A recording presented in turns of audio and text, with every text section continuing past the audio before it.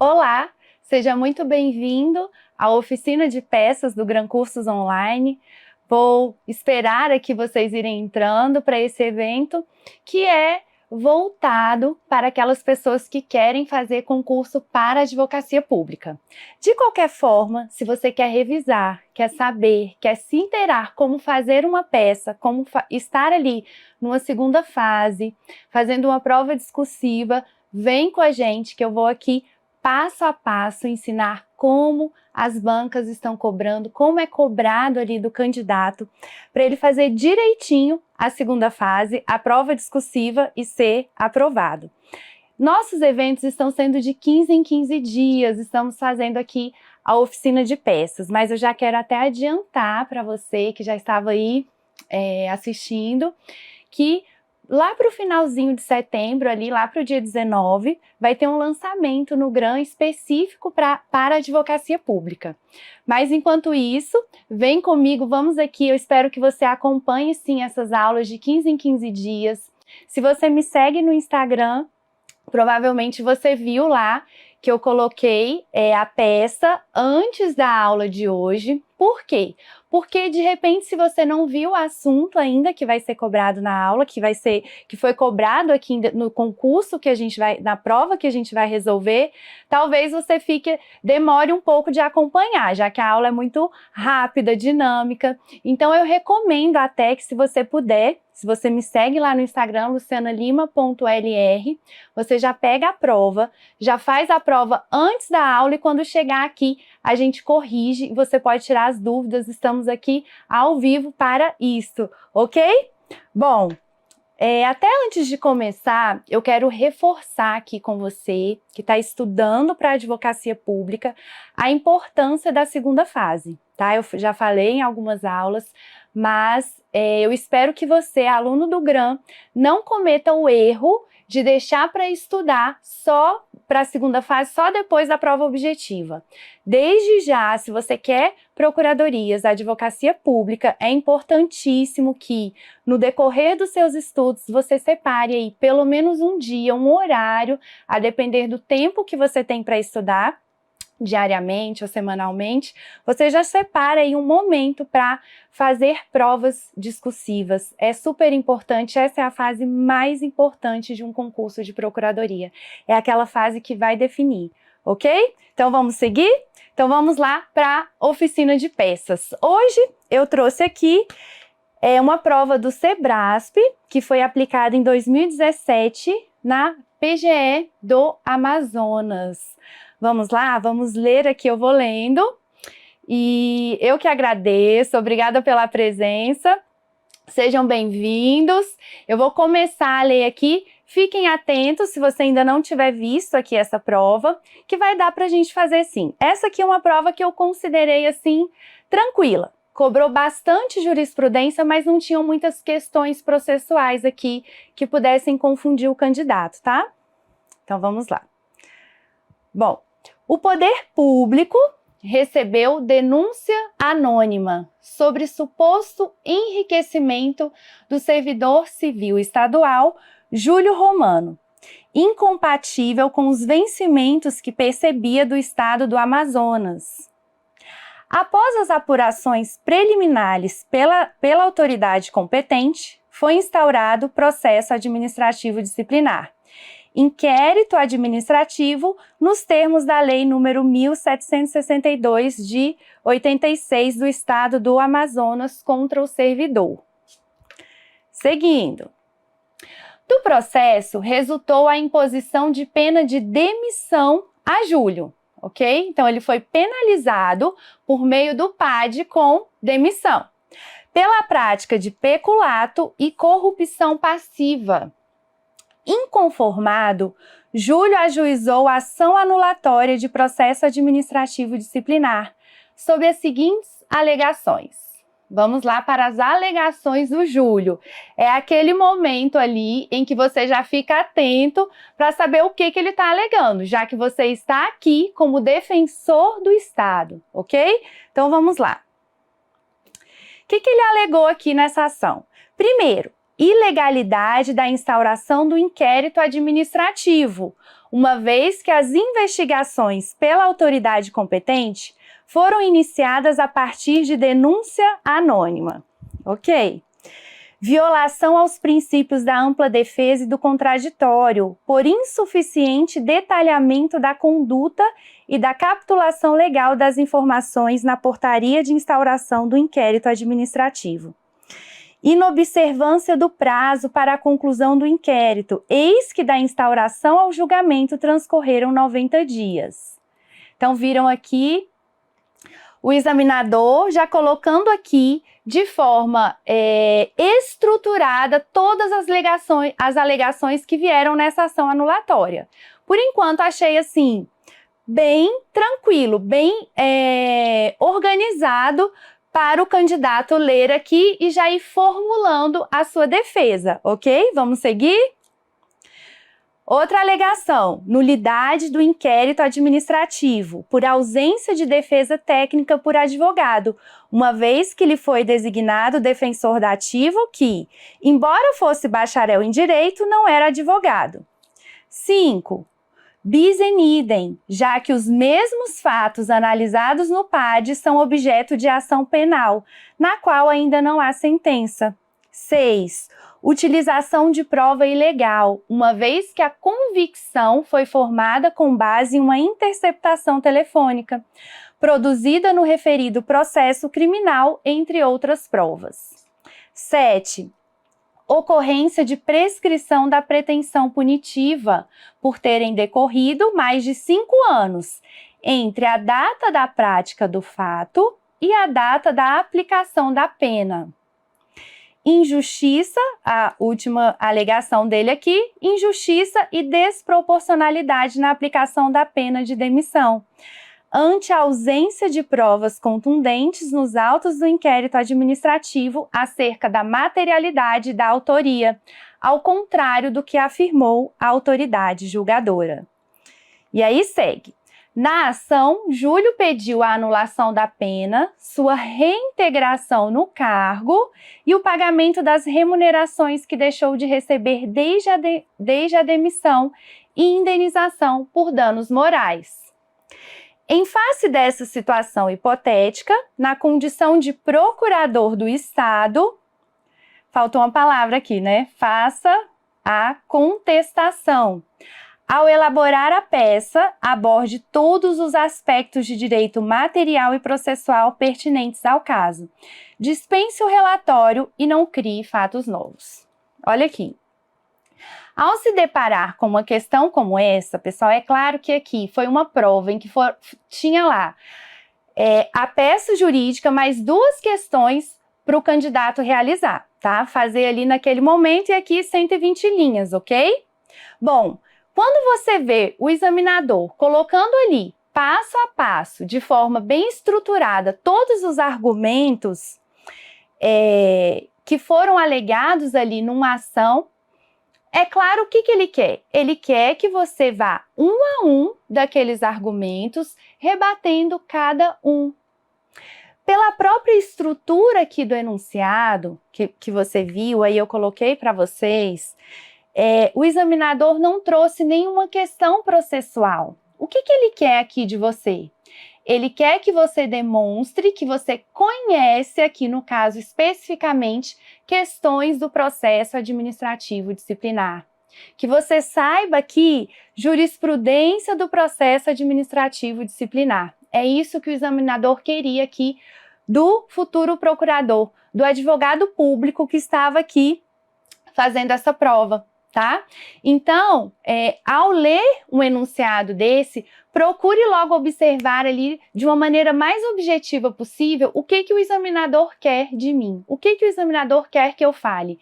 Não tem aqui muitas questões, vocês viram ali muita questão processual, ele nem falou qual era o juízo, não falou nada de competência, não falou nada de citação.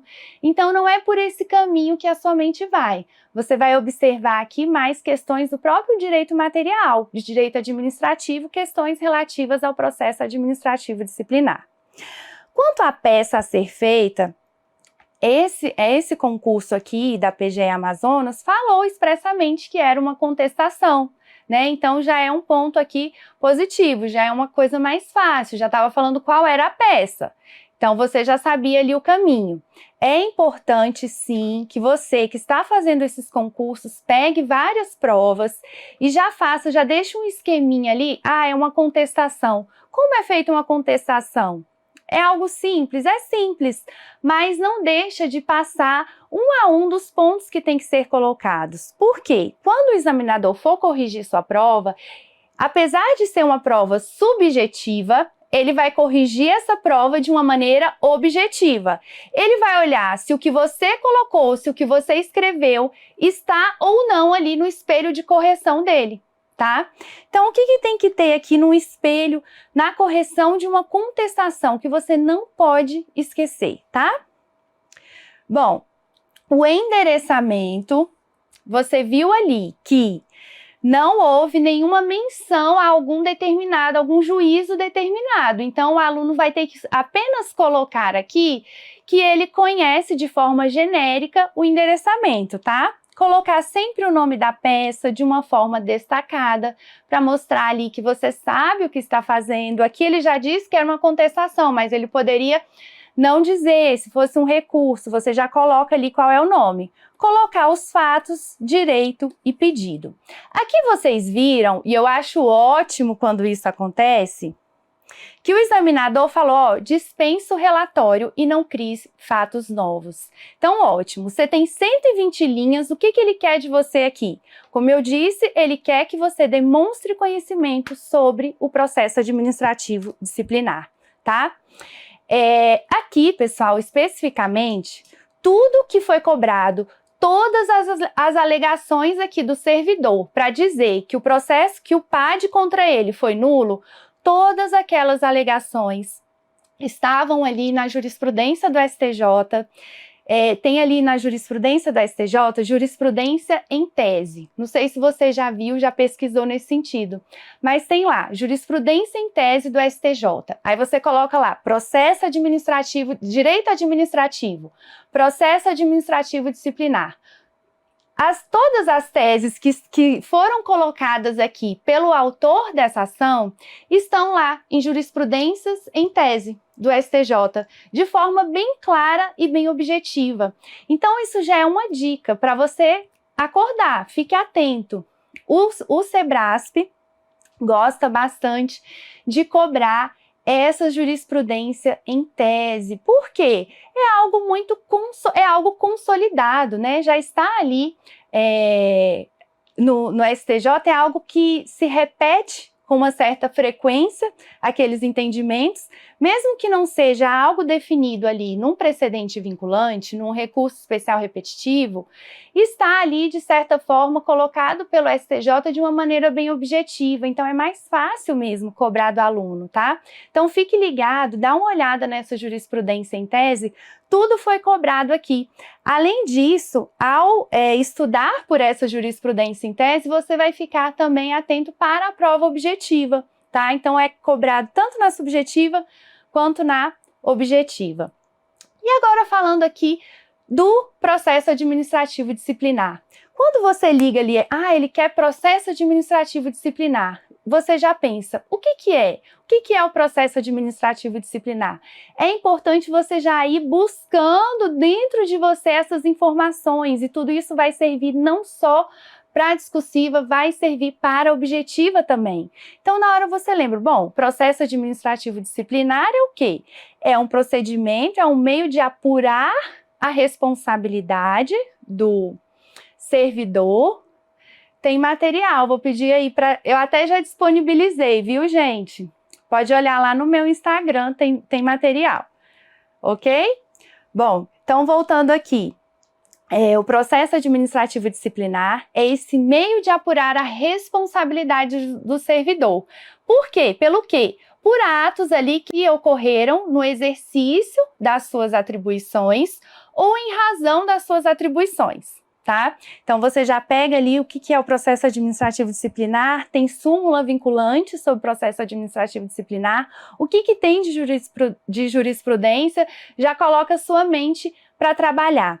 Aqui, o que eu faria, né? Eu aqui fazendo essa prova. Muito simples a questão processual, né? Pensar ali na estrutura da contestação, o que não pode faltar no endereçamento ali no início da contestação e em seguida, como ele dispensou os fatos e não se vislumbra aqui nenhuma questão processual, tá? Você já vai ali rebatendo uma a uma as alegações do autor, tá bom? Então vamos seguir aqui para o modelinho. Primeira coisa aqui do endereçamento, pessoal.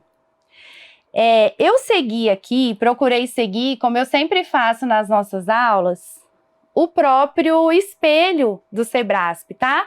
Por quê? Ainda que alguma coisa eu fizesse diferente, o que você precisa fazer é o que a banca te cobra. Então, o que você tem que aprender é do jeito que a banca te cobra, para você fazer e ser aprovado, ok?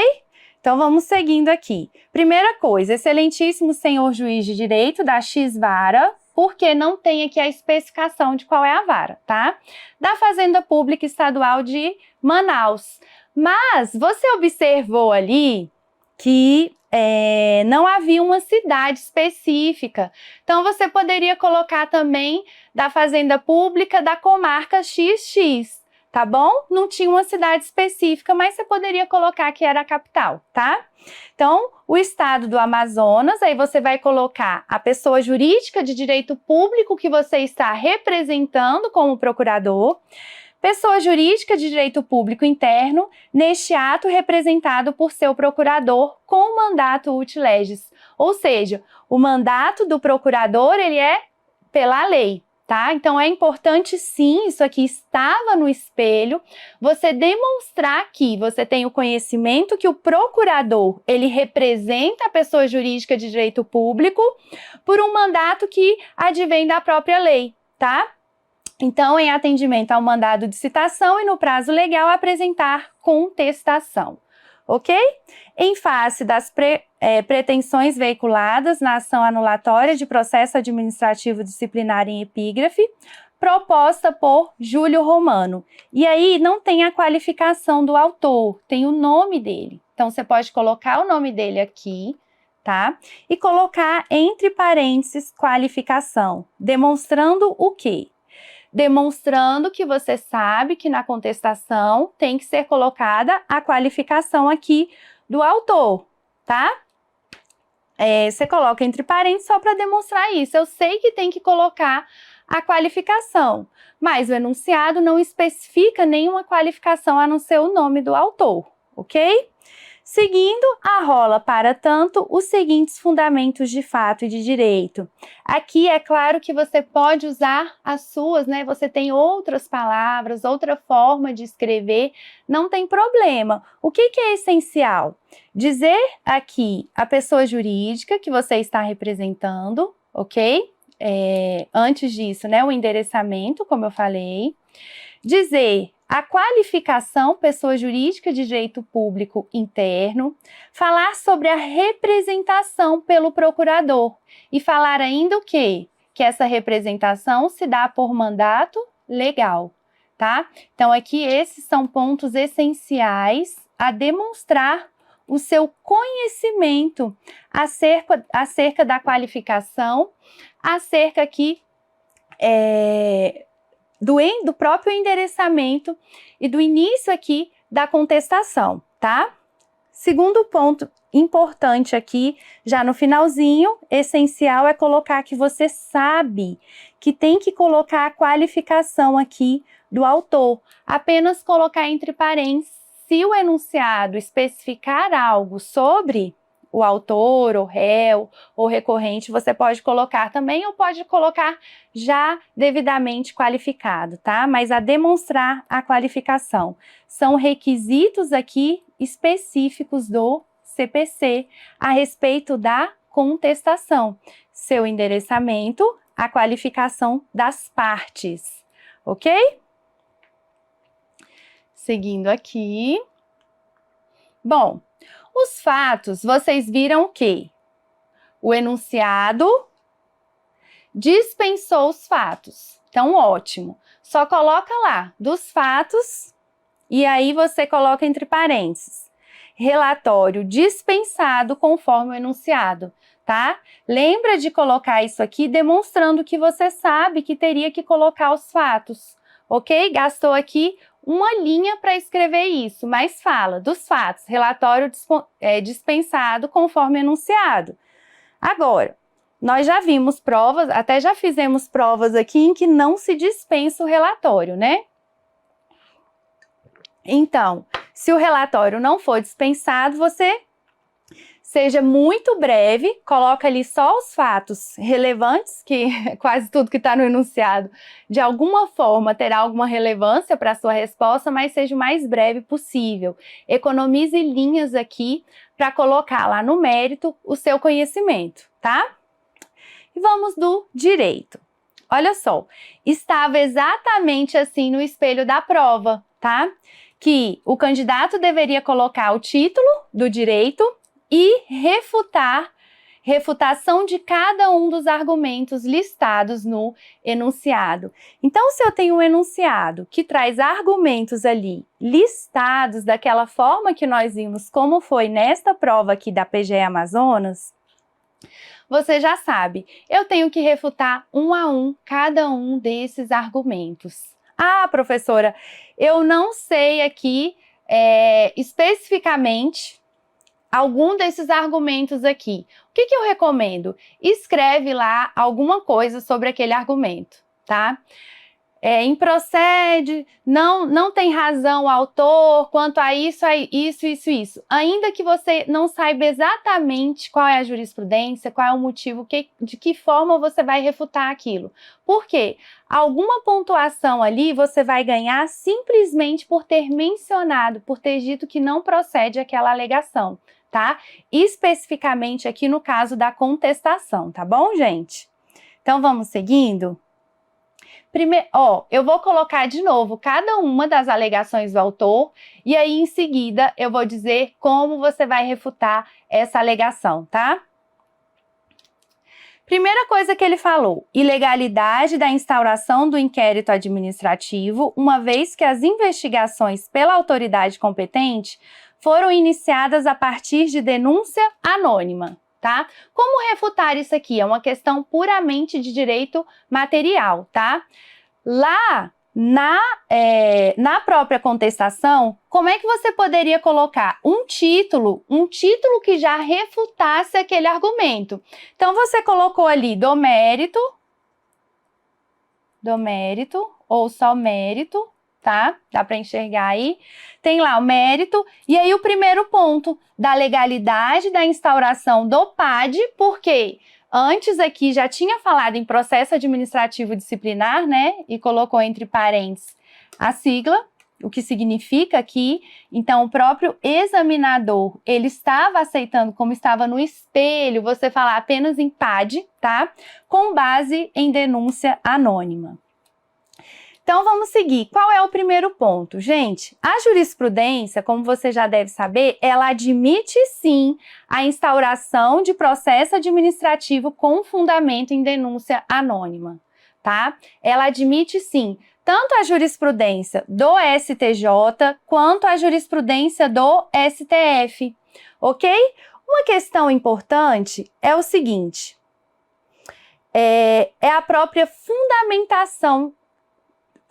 fundamentação aqui relativa a essa questão da instauração do PAD com base em denúncia anônima. A administração tem o poder-dever imposto para o ente público de quê? De instaurar esse processo tendo em vista essa denúncia, ok? O que nós encontramos muito aqui nos precedentes judiciais quando essa denúncia anônima ela é corroborada por outras provas ali durante o inquérito administrativo ou durante o processo administrativo disciplinar, aí fica ainda mais evidente o dever da administração de apurar aqueles fatos, tá? Então, pode sim instaurar inquérito com base em denúncia anônima, tá? Vamos lá. Então, o primeiro ponto. Não tem razão o autor ao sustentar a nulidade do PAD por terem sido as investigações preliminares iniciadas com base em comunicação anônima. Se você não soubesse o porquê, se você fosse até aqui, você já ia ganhar alguma pontuação do examinador, tá? Então, fica a dica. Houve posterior corroboração da informação anônima por provas colhidas pela autoridade competente, que as julgou suficientes para ensejar a abertura do PAD. Então, aqui o que eu estou fazendo? Eu estou defendendo e corroborando a atitude do ente público de instaurar, de abrir esse processo administrativo disciplinar, demonstrando que eu sei, você vai demonstrar que você sabe que sim, a administração pode abrir um PAD com base em denúncia anônima. Ok? A reunião de documentos que corroboraram a denúncia ensejou para a autoridade competente o poder-dever de investigar e processar o servidor faltoso. Então, isso aqui, esse modelo que eu coloquei, está nesse sentido no espelho da prova. O que o examinador queria? Que você demonstrasse, eu sei que pode abrir um PAD, que pode haver abertura com base em denúncia anônima, e mais, eu sei que se essa denúncia anônima estiver corroborada por documentos que demonstrem a falta do servidor, a administração tem o poder-dever de apurar essa falta, ok? Seguindo aqui, próximo argumento. O que o autor falou? Houve violação aos princípios da ampla defesa e do contraditório por insuficiente detalhamento da conduta e da capitulação legal das infrações na portaria de instauração do inquérito administrativo. O que é importante lembrar aqui? Primeira coisa, no inquérito administrativo tem que haver observância ao princípio da ampla defesa e do contraditório? E aí, será que alguém me responde? Tem sim, tá, gente? Tem sim. Pode olhar lá na Lei 8.112, artigo 153. Tem que olhar, é a literalidade da lei. O inquérito administrativo no PAD observa, sim, o contraditório e a ampla defesa. No entanto, esse contraditório e essa ampla defesa vão ser exercidos após o indiciamento do servidor. Quando está aqui nessa portaria que vai abrir o inquérito administrativo, não há aqui sequer um enquadramento legal daquela conduta do servidor. É o início do procedimento, tá? Então, a jurisprudência é tranquila, é pacífica no sentido de que aqui não há essa necessidade de descrição minuciosa dos fatos. Eles vão iniciar ali no âmbito da administração, aqueles servidores que estão conduzindo o processo administrativo disciplinar, ali no próprio âmbito da administração, eles ainda vão apurar o que aconteceu. Como é que eles vão descrever minuciosamente na portaria de abertura?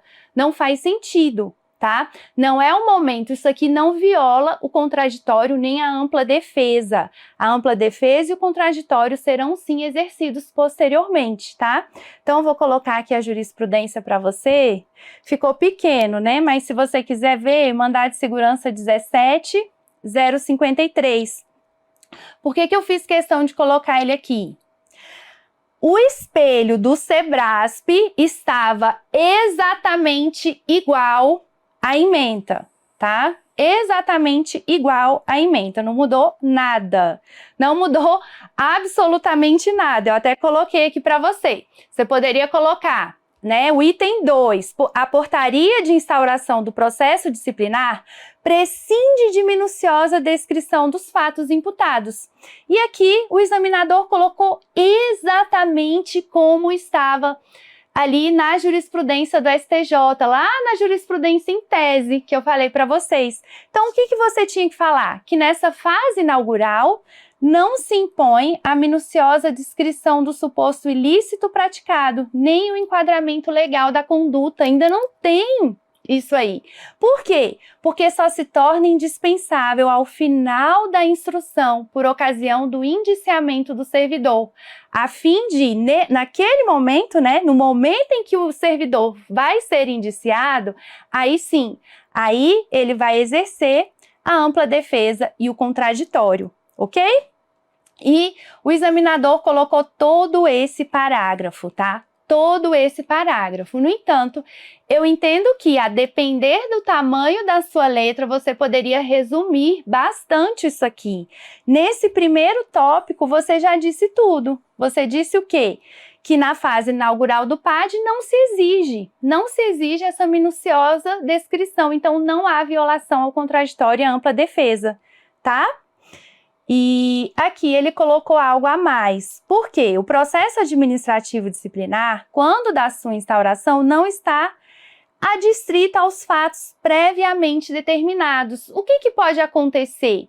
Ali no curso do processo, quando está se iniciando o processo administrativo disciplinar, aqueles 3 servidores que estão conduzindo o PAD podem observar outros fatos e mudar a capitulação legal. Eles vão apurar ali o que realmente aconteceu antes de haver esse indiciamento.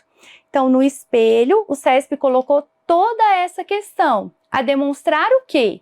Que quando você for refutar algum argumento de mérito aqui, principalmente em relação aqui na contestação, você traz o quê? Toda a matéria de defesa. Toda a matéria de defesa, tá? Sabendo equilibrar aqui o número de linhas. Ok? É claro, não dá tempo de fazer um rascunho, então você tem que treinar antes mesmo da prova, tá? E a importância de você fazer várias provas discursivas para ir treinando essa questão. Eu tenho que usar todos os argumentos, então eu sei que na fase inaugural do PAD não tem que ter ali a descrição minuciosa. Pronto, isso aqui, né, você poderia colocar conforme a jurisprudência do STJ. Isso aqui já refutou o argumento do autor, mas o espelho ainda exigiu mais do aluno, ok? O espelho estava ali que, quando da sua instauração, o processo administrativo disciplinar, ele não está adstrito àqueles fatos escritos na portaria inicial, por isso que não tem que ter essa descrição minuciosa. Esses fatos podem ir mudando e serão agregados outros elementos no decorrer do PAD. Então, tudo isso foi cobrado, sim, pelo SEBRASP, tá, gente? Foi todo esse parágrafo aqui só para refutar o item 2. Terceira alegação do autor: inobservância do prazo legal para a conclusão do inquérito administrativo. Eis que da instauração até o julgamento transcorreram 90 dias. Aqui, o enunciado indicou uma lei específica do estado do Amazonas, tá? Lá nessa lei estadual, lá no estado do Amazonas, tem até 90 dias para concluir o PAD. O que eu vou usar como parâmetro aqui de forma geral para você? A lei 8.112, tá? Então, na lei 8.112, qual é o prazo? O prazo para a conclusão do PAD é 30 dias. Prorrogável por até 15 dias, ok? Então, no caso aqui, o que ele queria? Que o aluno tivesse conhecimento daquela lei específica do estado do Amazonas, que provavelmente os candidatos tiveram até acesso, né, durante a prova. Mas, colocando aqui para a realidade de lei 8.112, você ia ficar ligado. Bom, 30 dias pode ir até 45, né, usando mais os 15. Mas um ponto aqui específico que o examinador do SEBRASP colocou, você saber e demonstrar aqui, ao refutar esse argumento, que o excesso para a conclusão do processo administrativo disciplinar, por si só, não dá causa à nulidade do procedimento. Então, tem que demonstrar o quê? Um prejuízo, tá? Um prejuízo para a defesa. Então, tudo isso estava aqui no espelho. Vou colocar para você. Olha só, terceiro item a ser refutado, observância do prazo legal para a conclusão do PAD. Então, você vai dizer, olha, houve sim observância do prazo legal. Primeiro, o excesso de prazo para a conclusão não ocorreu, porque o prazo é de 90 dias. Conforme a lei do estado do Amazonas. Se fosse 8.112, você ia transportar ali os argumentos. E você ainda ia dizer mais para usar todos os argumentos e receber o ponto completo. O que você ia dizer? Olha, mesmo se tivesse ocorrido o excesso de prazo, não conduziria à nulidade automática. Por quê? O que somente ocorreria se demonstrado prejuízo para a defesa, ônus do qual não se incumbiu o autor. O autor nem falou que teve prejuízo. O que o autor falou? O autor só falou, excedeu o prazo. Mas não é isso, tem que falar que excedeu o prazo e que gerou prejuízo para a defesa. Então aqui você já ia refutar dizendo que não. Não basta exceder o prazo, qualquer nulidade no processo administrativo disciplinar, para ela ser declarada, ela demanda a demonstração de um prejuízo, tá? Então, não tendo sido demonstrado prejuízo à defesa do servidor, em consonância com a jurisprudência do STJ, o caso posto em juízo não é passível de nulidade. Seguindo. Gente, são muitas alegações aqui. Vocês viram que o examinador queria que o candidato demonstrasse conhecimento da jurisprudência sobre processo administrativo disciplinar, tá? Embora fosse uma prova subjetiva, era de maneira muito objetiva. É você dizer, olha, ele tá falando, ó, tem nulidade do inquérito por ausência de defesa técnica por advogado, uma vez que lhe foi designado um defensor dativo, que embora fosse bacharel em direito, não era advogado.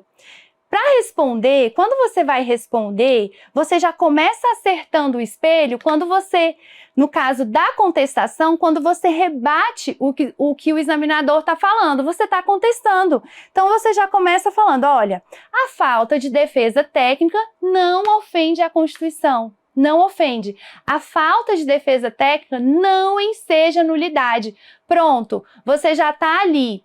Por isso que a contestação eu considero uma das peças, assim, a depender do caso, mais tranquilas. Só o fato de você rebater o que o autor falou no enunciado, você já está ali adimplindo os requisitos que são objetivos do examinador na prova discursiva, tá?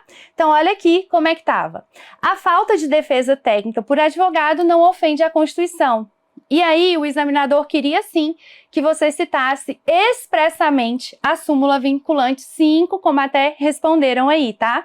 Então, conforme o entendimento do STF, na súmula vinculante número 5, a falta de defesa técnica por advogado no PAD não ofende a Constituição Federal, ou seja, não representa nulidade nem violação ao princípio da ampla defesa.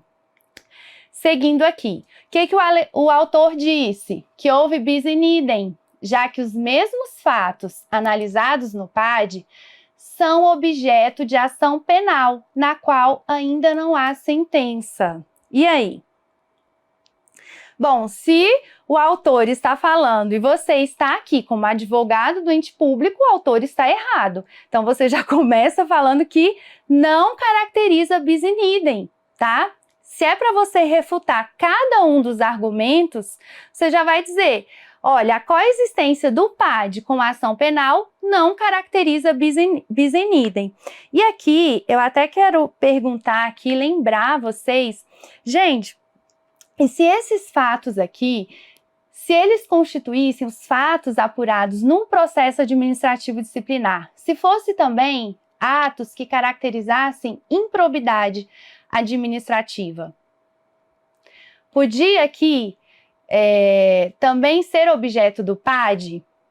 É importante lembrar isso aqui porque temos a súmula 651 do STJ, que é uma súmula relativamente recente, que ela fala justamente isso. Quando eu tenho um processo administrativo disciplinar e ali nesse processo administrativo há a pena de demissão ao servidor, não há nenhum problema que daqueles mesmos fatos esteja correndo uma ação de improbidade administrativa, tá bom? Então, a ação de improbidade administrativa, a pena de demissão do servidor, ela não é exclusiva do Poder Judiciário. Mesmo que haja uma ação por improbidade administrativa, aqui dentro do PAD pode ser sim aplicada a pena de demissão, tá? Então, dá uma olhadinha. Vou colocar aqui para vocês, súmula 651 do STJ, que pode ser cobrada aí, tá bom? Que também diz respeito a um assunto correlato. Seguindo aqui. Então, os mesmos fatos, vamos lá. você vai falar sobre a existência de instâncias independentes para refutar isso aqui que foi dito pelo autor, tá? Então, você vai dizer que a coexistência do PAD com a ação penal não caracteriza bis in idem, nem qualquer nulidade. Por quê? Porque as instâncias administrativa e penal são independentes. E a instância relativa aos atos de improbidade administrativa também são independentes, ok? O examinador queria aqui que você fosse além, tá? Além, e demonstrasse o conhecimento sobre as hipóteses em que o que é decidido na esfera criminal tem repercussão na esfera administrativa. Quando que isso acontece? Quando que a esfera criminal tem repercussão na esfera administrativa? Quando se reconhece aqui a inexistência do fato. Inexistência do fato ou a negativa de autoria. Ok? Então, no espelho estava isso aqui expresso. Você demonstrar, além de refutar o argumento, você demonstrar, olha, só teria repercussão se fosse pela inexistência do fato ou negativa de autoria. Mas ainda não havia nem sentença nessa ação criminal. E daí você dizer também que não há necessidade de que o processo administrativo disciplinar aguarde o resultado de uma ação penal, ok? Exatamente aqui como está na jurisprudência do STJ. Exatamente como está na jurisprudência do STJ foi a forma como o examinador cobrou aqui dos candidatos à Procuradoria do Estado de Amazonas, tá? Seguindo. A alegação do autor. Qual foi a outra alegação dele? Que houve a utilização de prova ilegal, uma vez que a convicção foi formada com base em uma interceptação telefônica produzida no referido processo criminal, entre outras provas. E aí, existe essa ilegalidade por prova emprestada do processo criminal?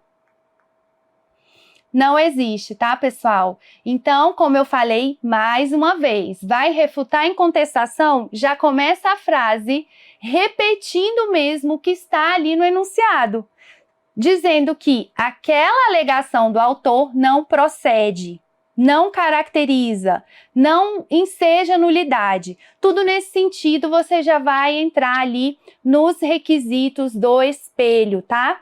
Então, começa a utilização de prova emprestada no processo administrativo disciplinar não caracteriza nulidade, desde que esteja devidamente autorizada na esfera criminal e que tenha sido produzida com observância do contraditório e do devido processo legal, como ocorreu no caso em apreço, tá? Então, o que você deveria demonstrar aqui? Primeiro, refutar a alegação do autor, depois dizer sobre os requisitos para a utilização da prova emprestada no processo administrativo disciplinar, tá? Tudo conforme a jurisprudência do STJ. Então, o que deveria haver aqui? Pode usar prova emprestada, prova que foi produzida ali na esfera criminal, pode ser usada no processo administrativo disciplinar? Sim. Quando? Quando houve a observância do devido processo legal ali, tá? E desde que esteja autorizada mesmo. Aí pode usar aquela prova que foi produzida no âmbito judicial, vai ser utilizada no âmbito administrativo. Pode sim, tá ok? Então, aqui foi cobrado mais uma vez jurisprudência em tese do STJ. Outro ponto aqui que o CESP colocou foi que o próprio autor reconheceu que a interceptação utilizada foi apenas uma das provas que embasou a convicção da comissão. Isso aqui estava no espelho e eu achei bem estranho, já que o próprio espelho fala que não se deveriam inventar fatos, né? Então, mantenha aqui na sua prova a simplicidade e a objetividade. Se você conhece a jurisprudência, conhece ali os requisitos para aquele instituto jurídico que está sendo cobrado, que no caso aqui foi o quê? prova emprestada advinda do juízo criminal para o processo administrativo disciplinar. Quais são os requisitos? Só fala isso, fala que no caso não caracterizou nulidade, porque observou os requisitos e ponto, ok? Seja o mais objetivo possível. Mas lembrando, numa contestação deve-se utilizar o quê? Toda a matéria de defesa. Toda a matéria de defesa, tá? Coloquei aqui a jurisprudência, caso você queira anotar, mandado de segurança 16.146, ok? Seguindo, outra alegação do autor. Ocorrência de prescrição da pretensão punitiva, por terem decorrido mais de 5 anos entre a data da prática do fato e a data da aplicação da pena. Aqui, observe que lá no enunciado já se falou que o autor havia praticado peculato, né? Então, quando o fato ali que está sendo apurado no processo administrativo disciplinar constitui crime, enquanto eu não tenho uma sentença penal condenatória, eu vou observar os prazos prescricionais previstos aonde? Na lei penal, tá? Isso aqui também é entendimento do STJ. Eu até coloquei aqui jurisprudência da primeira sessão, ok? Então, quando aquele fato que está sendo ali objeto de um PAD for também um crime, qual é o prazo prescricional? Prazo prescricional será o prazo previsto na lei penal para a pena combinada em abstrato, ok? Esse ponto aqui, pessoal, se eu não me engano, ele não está lá na jurisprudência em tese. Ele já era uma outra questão, mas foi cobrada sim nesta prova, tá? Então, quando aqueles fatos lá do PAD constituírem crime, o prazo prescricional não é o prazo da administração, vai ser o prazo da lei penal para aquela pena combinada em abstrato. Tá bom? Vou seguir aqui, ó. Em caso de infração administrativa capitulada como crime, aplica-se o prazo prescricional previsto na legislação penal. Outro ponto importante é que ele falou que houve a prescrição por terem decorrido mais de 5 anos entre a data da prática do fato e a data da aplicação da pena. Da onde eu conto a prescrição aqui, pessoal?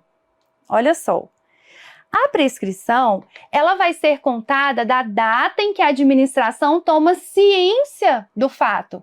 Se a administração não tem ciência do fato, não há que se falar aí o quê? Em inércia. E é a inércia, tá? É a data do conhecimento que vai gerar a pretensão da administração. Se a administração não tinha conhecimento do fato, não iniciou ali, não havia nenhuma causa que iniciou aquela pretensão da administração de punir aquele fato, de punir aquele servidor.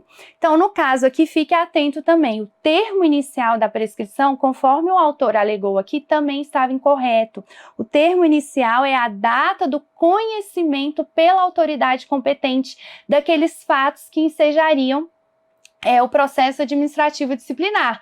No caso, aqui não foi denúncia anônima, então a partir daquela denúncia, aí sim, se iniciou aqui a pretensão, houve algo que ensejou o início da pretensão punitiva pela administração pública, tá? Então vamos lá, como escrever isso na prova? Está equivocado o autor ao computar o prazo de prescrição a partir da prática do fato. Não é isso.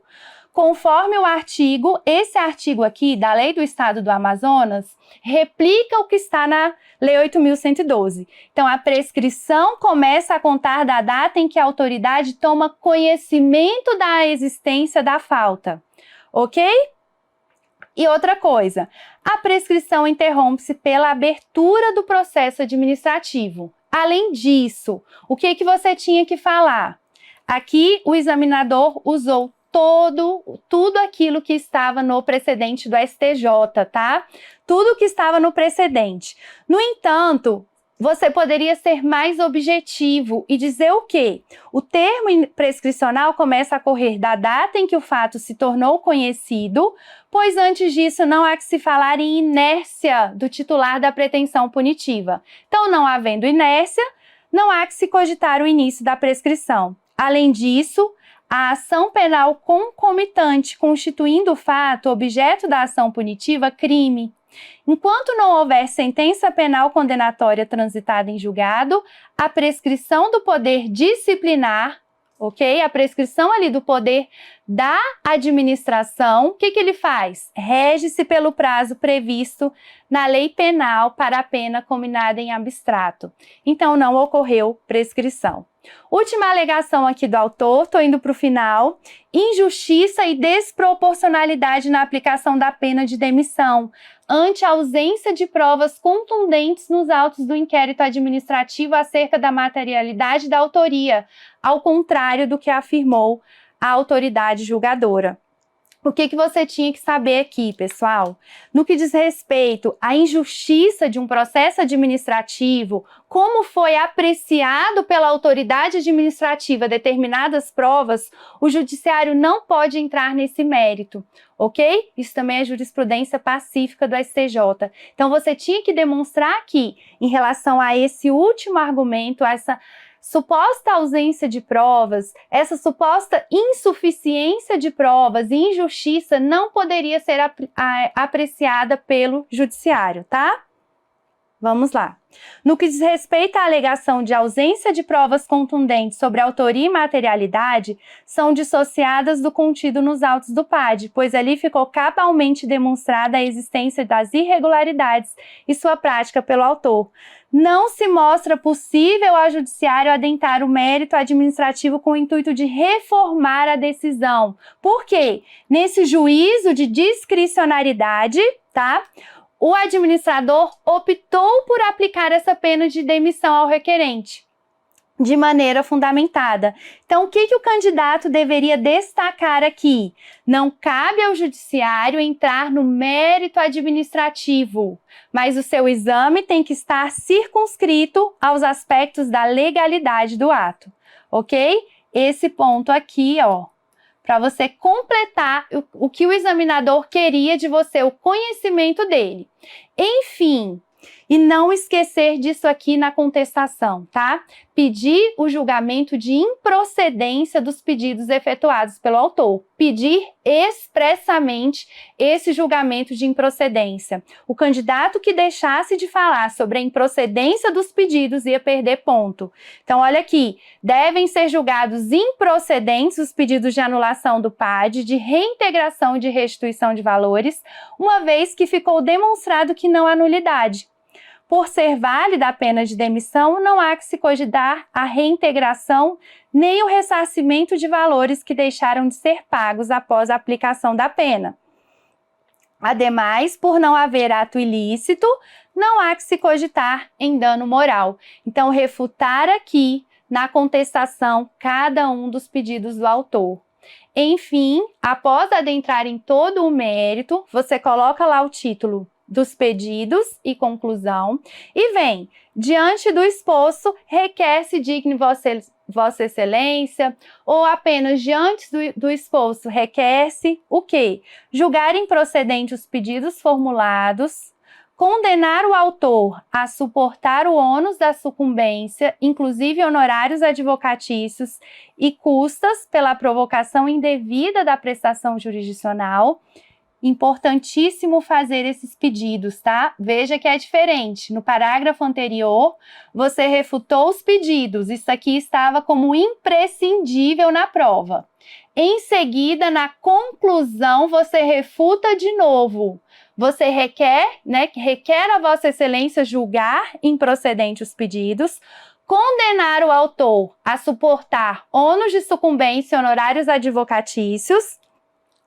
Outro ponto importante aqui, o réu não pretende produzir provas. Por quê? Se você pedisse aqui produção de provas, ia ser descontado ponto de você, tá? Você, como advogado público, estava defendendo a legalidade do processo administrativo disciplinar, das provas produzidas no processo administrativo disciplinar. Então, você não deveria pedir novas provas. E o candidato que pediu teve pontos retirados aqui, tá? O que estava expresso ali?